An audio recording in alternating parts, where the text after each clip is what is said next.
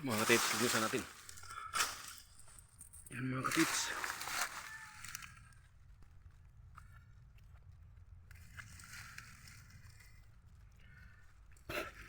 Tapos dito mga katits, yan. Yan o.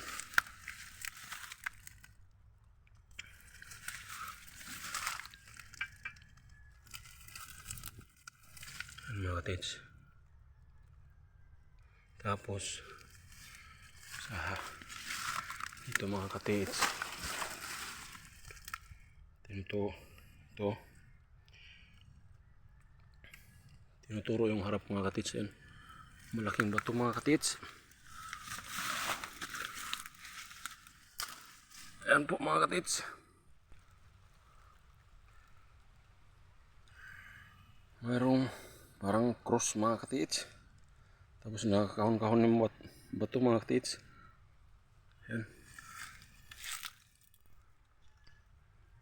Tapos may butas mga katits. Ayan.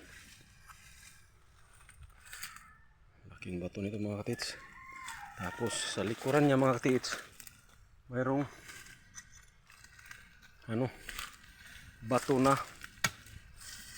Yan. Ito yung laking bato. Ayan. Sa likod niya mga katits dito, mayroong bato rin na tatlo yung tubigan mga katits. Pundukan ng tubig. Ayan mga katits. Isa. Dalawa.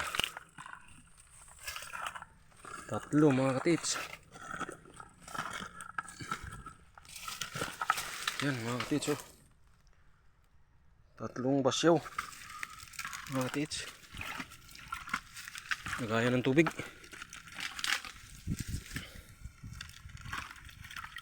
Isa, dalawa, tatlo. Tapos dito mga katits, mayroong parang bola na bato na nilagay dito.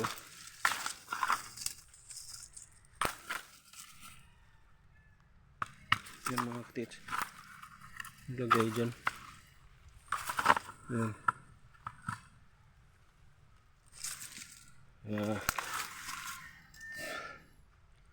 Mga katits, kung ano sa palagay nyo, i-comment na lang mga katits kung ano sa palagay nyo anong ibig sabihin ng tatlong basyaw na ito mga katits.